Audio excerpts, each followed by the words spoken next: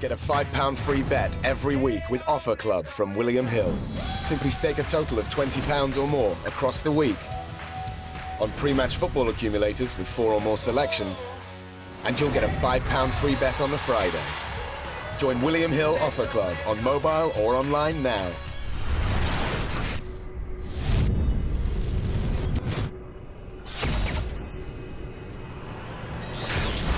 This is KUGAN CASSIUS for Apple TV in association with Macklin's Gym Marbella. We're in Glasgow this morning for Billy Joe Saunders' press conference ahead of his world title clash with Arthur Akavov.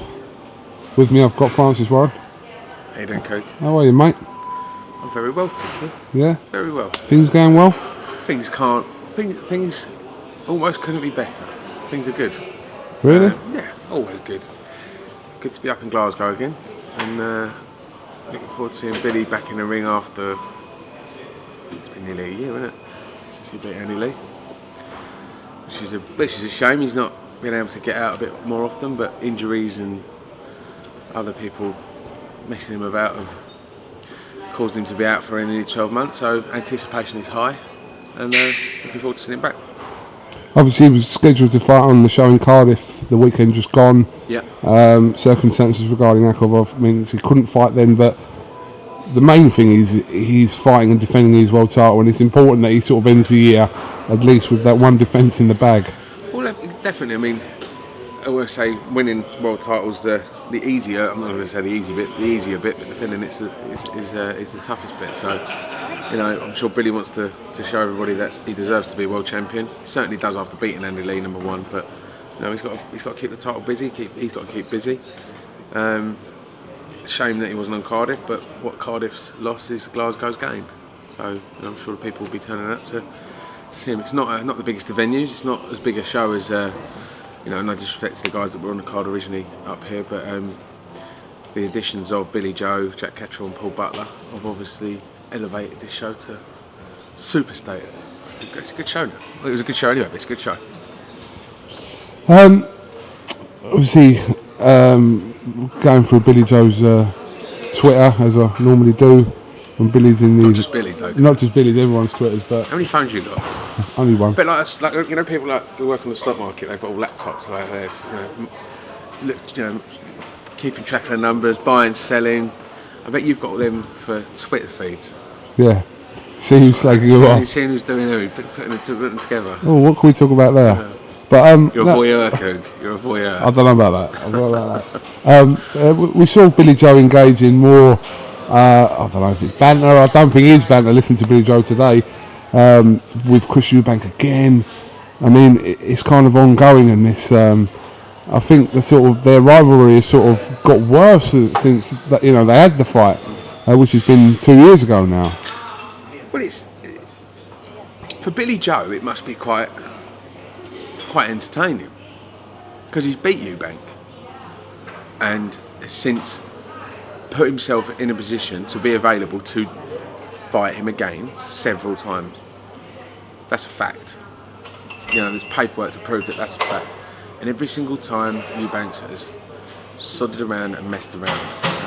And you know, only as recently as a few weeks ago, a written offer was made to Chris Eubanks Jr. to fight Billy Joe in mid-February. No reply. So whether or not Chris Eubanks Jr. is receiving these offers, who knows? But there was not another offer made. So whatever criticism Chris Eubanks Jr. aims at Billy Joe via Twitter hasn't got the bollocks to follow it up in the ring.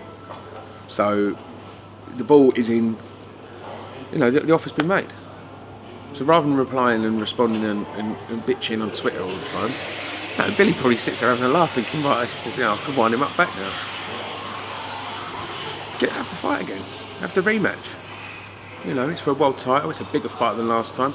Yeah, but the problem is with the Twitter as well, it starts to become a bit of a farce, really. Do you know what I mean? You know, one of those fight rematch that should have happened but never did happen. It's very, very easy. The offer's been sent. Accept it or decline it. If you decline it, then leave it alone because it's boring. All the Twitter stuff. You know, if you're I've never boxed, so I can't tell you how hard it must be to be told you've got this great fight coming up and you've got to train for it, and then only to be told that the other guys messed you around and pulled out again. You know, as he did to Tommy Langford. It's not just one-off. You know, I'm supposed to fight Golovkin. Didn't happen. Now he's bitching again about Billy Joe fighting Akavov. Well, you know, take the fight in February then. It's quite simple. Don't hide behind you're not keyboard warriors anymore, you're touchscreen warriors. Take the fight. But I mean, I've been in the office before, you know, over the last sort of year and a half, and I've seen your dad more or less pulling his hair out with, you know, waiting on responses from Eubanks' team over fights, and you're thinking you're close, and you know, you're thinking you're there, and it to be sort of a stumbling block at the 11th hour. It's just, it must be a frustrating. Just listening. Listen, I'm not on that side of it. You are, but just listening to it, it sounds like a frustrating process. And why did you want to put yourself through it? Because it's a fight that, number one, is a good fight. Whichever way you look at it, Billy Joe and Chris Eubanks Jr. is a good fight. It was a good fight the first time. I think it'll be even better the second time. Absence makes the heart grow fonder, but you know this. It's all it's done is heighten the, you know, the sense of rivalry and animosity between the two guys. But now, you know, it's about, you know, enough's enough. Just if the Eubanks Jr. wants to challenge Billy Joe Saunders for his world title, then do it. Then put your money where your mouth is. Is it frustrating, and why keep putting yourself through that? Because, as my dad will tell you, and anyone involved in boxing will tell you, it's not easy to make good fights. Or, you know, if it was, everyone would be fighting everybody every other week. You know, guys have the very, very, you know, some guys have demands that have to be met, and sometimes they can't be met, so fights don't get made. But the offers that have been sent to Chris Eubanks Jr. over the last 18 months, how close, you know, my dad had got to making the fight over the last 18 months on several occasions, only to be each time be told by, you know, get to see Chris Eubanks Jr. having a go at Billy Joe Saunders on Twitter. Billy Joe Saunders will have huge fights next year. So the only one getting left in the dust is Chris Eubanks Jr. There are the names out there are Golovkin and Alvarez. Billy Joe's got to beat Akavov this weekend, and then come mid-February, March, they're the names that Billy Joe is going to fight. So Eubanks Jr. either wants to be part of that situation, or he doesn't. If he doesn't, then go and, you know, defend and then give up your WBA interim title, or, you know, against Jida. Go and do that. Stop wasting everyone's time moaning all the time. Do it or don't do it. Because we're here up talking, you know, we've spent the last 5 minutes talking about him again. And I'm funny because I get carried away with it and get annoyed with it. You know, we mess Langford about as well. You say about how frustrating it could be. It's that frustrating that for Tommy Langford to go and sell like 800 tickets, posters, coaches laid on, contracts signed, doesn't happen. Fight Billy Joe or don't fight Billy Joe. It's quite simple. But is it normal for anyone, like when you make offers for fights to their team, is it normal for you not to get any response from that or not? No, there's been a few other, there's a certain other unification fight that we would have loved to have made this year with two British fighters, and we never heard back from, you know, from an offer we made. So it's not, I mean, it's quite unusual, especially with the sort of numbers that we've put forward. So maybe these offers aren't going through to the fighters, I don't know. Maybe they are, and they just pretend they don't see them. Just stick their head in the sand. Possibility, either one's a possibility. Stick their head in the sand and get Twitter out. Obviously, it's not long since you announced the deal with BC, which will be as of effect from next year. I see, obviously, your dad's already got the ball rolling. He signed British champion Tyrone Nurse recently. I'm assuming he's the first of many to come over the next few months. There's quite a few penciled in that we would like to explore the possibility of working with. It's a great. British boxing obviously is thriving, and it's through competition created. And it makes everybody step their game up from promoter, manager, trainer, obviously, and then to the fighter. And my brother and my dad have worked tirelessly on the television side of things to get that BT Sport deal over the line, and I've got to give my brother a huge amount of credit. Very, very proud of him, very, very happy for him. And now it's down to the rest of the team to make sure that the right fights get made, the right fighters get signed, and that we are putting out the best product that we possibly can. And with the exposure and the clout that BT and through NEE on top of that give us now, and obviously the expertise of my dad and the team. I don't think a fighter could be in a better place than with us. If a fighter wants maximum exposure, being exciting fights, and be part of something that's going to be huge. This is a multi-year deal. It's not just a one-year deal. And it's one place to be. Do you anticipate maybe some fighters that, I don't know, maybe feel that they don't get the relevant exposure at Matchroom and Sky, fighters that have left you? Do you anticipate some possibly wanting to come over? I spoke to your dad about this the other day, and he says whatever will happen will happen. But do you expect that to happen? Can't expect anything in this sport, in this business at all. What is interesting is obviously certain fighters have even this time for Matchroom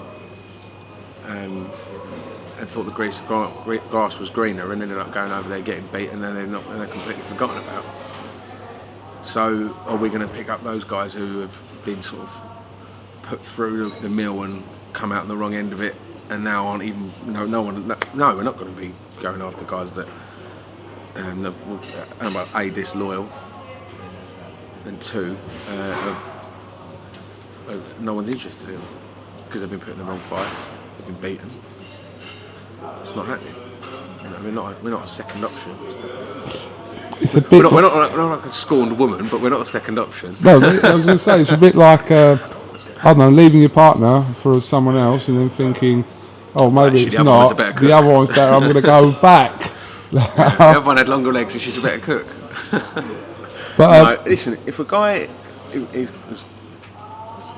talented, dedicated, commercially successful, and there's big fights to be made, then yeah, of course, we're in the game to make the best fights out there and to attract the biggest names, not just in the UK, but from all over. But I think, going back to what you're saying, I think you can't, I suppose, tie every fight with the same brush.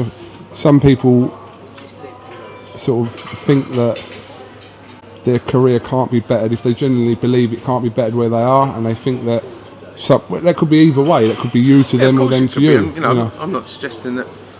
Listen, some guys just need a freshen up. So say if you turn pro with somebody, with one promoter, guys, and you look, after 3-4 years, you kind of maybe had a couple of defeats, and you're not going in the same direction, and not thinking along the same lines. And some guys just might want to freshen up. But the biggest respect you can be given from our side is if a guy comes and sits down and says, look, I feel like we've gone as far as we can. I'm going to go and try something else for a couple of years, and then maybe we'll chat again. Absolutely, no, or at least you can't argue with that if a guy's made his decision. Matthew Mecklin is the biggest example of that. He was completely dead up front with everybody, and he worked with everybody in the business. Didn't he was boxing on both sides of the Atlantic, and no one, you never hear anyone say a bad word about Matthew, apart from he made no bad words at all about Matthew, but all you people would give him is the respect that he was up front with everybody. And I think as promoters, and that goes for everyone, I think that's all you can ask for. This is it's a tough business, it's expensive business, and it's not something that you can play at. And if you feel like you're giving someone your 110% and effort and dedication, then you just expect it back. And usually we do get it back. Sometimes you don't. It's really disappointing. Swings and roundabouts. Alright, got cliche of the day. Got cliche of the day tournament. Yeah, swings and roundabouts. But on the other hand, you know, some people are out and out no good. You're always going to get that in every walk of life, not just boxing, but in football, stockbroking. You get some bad postmen. I was going to say postman. Rudely said that. I was just about to say that. So it's not just that, and it's just talks of life. You know, it's that's why this. Everyone loves this business. It's not easy, but it's a lot of fun. It's a lot of fun. Even the bad times are a lot of fun. Try telling yourself that when you're going through them, though. Of course, but you come out the other end and you think, "God, I tell you, it's all worth it now." Yeah. It's all worth it now. So when you eventually sign Saunders Eubanks 2, you'll be like, ah, so it was all worth I'll it. say it's because I've had a go at him on KUGAN's IFL. That's why. I for one really hope that fight gets made. I think everyone does. You know, it shouldn't be that difficult. You know, you can't call someone a coward and then not accept a fight that's been offered to you. Can you? You tell me if I'm wrong. Well, no, not. But If I said to you, Kuga, you're a coward, and you said, "Well, come on, let's go outside and find out KUGAN," and I said, "No, I'll tweet you about it." yeah, You'd walk off with your tail between your legs, wouldn't you? basically, yeah.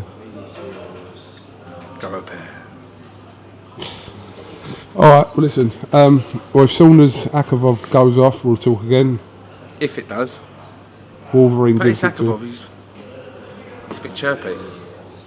We'll see. It's a bit chirpy. Pressure's going to start soon. So, Let's get in there. all right. Francis Warren, listen. Thanks for talking to Cheers, IFL TV. Catch up with you soon. All the best, mate. Cheers.